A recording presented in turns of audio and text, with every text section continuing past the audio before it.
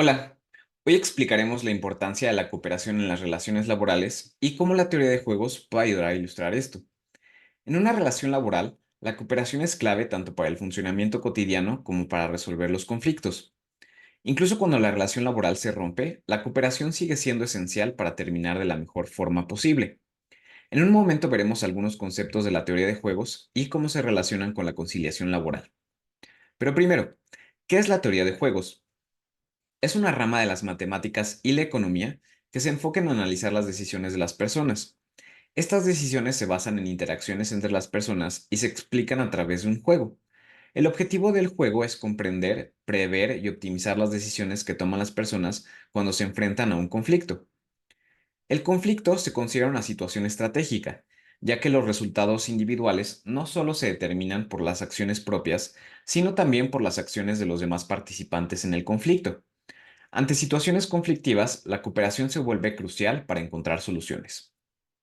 Un juego tiene tres componentes: los jugadores, las estrategias y los resultados. En cuanto a los jugadores, son las personas que están involucradas en el conflicto. Las estrategias son acciones bajo las reglas del juego y los resultados se miden a través de conceptos como bienestar que representan el beneficio obtenido. En este video vamos a ver un ejemplo de teoría de juegos que se llama el dilema del prisionero. Este juego tiene dos jugadores y cada uno de ellos busca el mejor resultado personal sin considerar el beneficio del otro en un conflicto. Específicamente, la policía tiene a dos sospechosos, Juan y Pedro. Sin embargo, al no tener suficientes pruebas para condenarlos, deciden interrogarlos por separado. A cada sospechoso se le ofrece que si él es el único que confiesa, dando evidencia, se le dejará en libertad.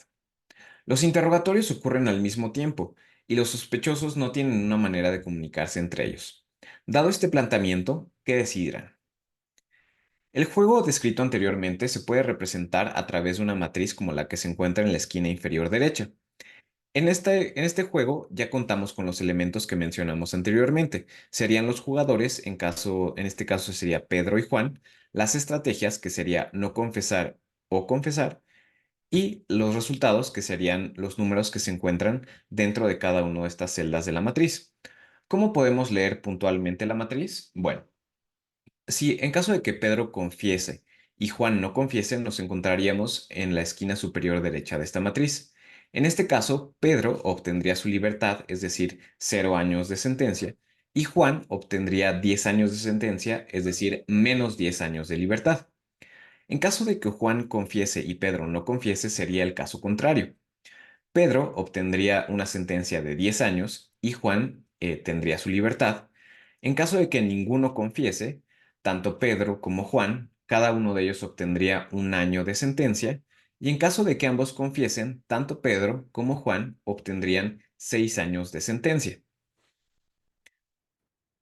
Algo muy importante de entender en este juego es que los sospechosos toman sus decisiones de forma simultánea y sin poder comunicarse. Sin embargo, en sus decisiones, los jugadores sí piensan en qué podría decidir su contraparte. Es decir, Juan piensa si le conviene confesar o no confesar, dependiendo de si Pedro confiesa o no confiesa. Lo dicho anteriormente puede auxiliarse a través de esta matriz.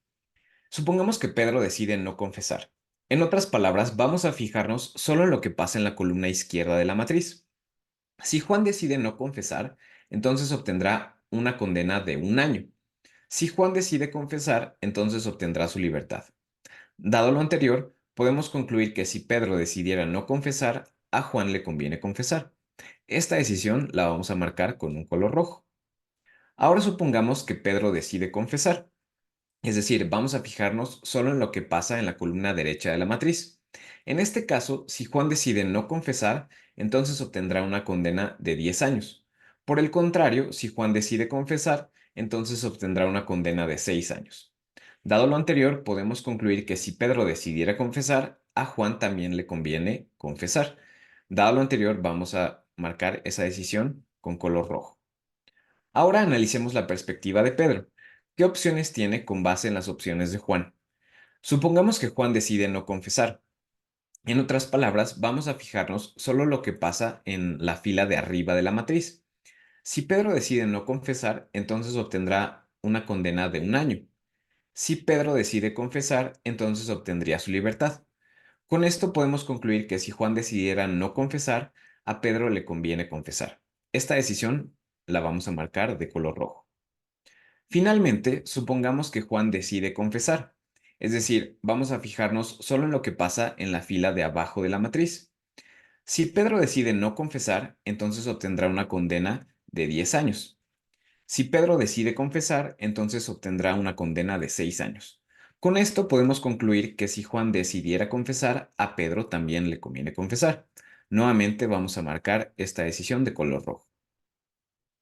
Con esto podemos ver el resultado del juego. Ambos jugadores van a confesar. En la teoría de juegos, a este resultado se le llama equilibrio. Para el caso del dilema del prisionero, el único equilibrio se da cuando ambos jugadores deciden confesar. En el dilema del prisionero, confesar es una estrategia que siempre conviene a ambos jugadores, ya sea, bueno, ya que sea cual sea la elección del otro sospechoso, siempre se reducirá la pena al confesar. Sin embargo, este resultado no es óptimo, es decir, no es el mejor resultado para ambos jugadores, pues reciben una condena más larga. ¿Qué le conviene más a los jugadores? Pues le conviene cooperar entre ellos, no dar ninguna confesión ni evidencia y tener la pena menor. Pero cuando cada uno sigue su interés de manera egoísta, llegan al peor resultado y no al mejor. De aquí surge la paradoja de que aunque confesar beneficie a ambos, no es la mejor opción para ninguno. También es importante entender que el dilema del prisionero no es un juego de suma cero, es decir, en cada celda la suma de los pagos no es cero, de modo que lo que gana uno de los jugadores lo pierde el otro. Como podemos ver, la suma de los pagos no es cero, y la celda con la suma más grande es donde ninguno de los dos sospechosos confiesa, es decir, cuando cooperan entre ellos y no dan ninguna evidencia a la policía. Los juegos que no son de suma cero y donde hay alguna combinación de estrategias que da mayor pago total a los jugadores son llamados juegos de coordinación.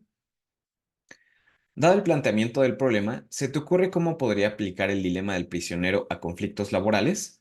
Acompáñanos a verlo en la siguiente actividad. Muchas gracias.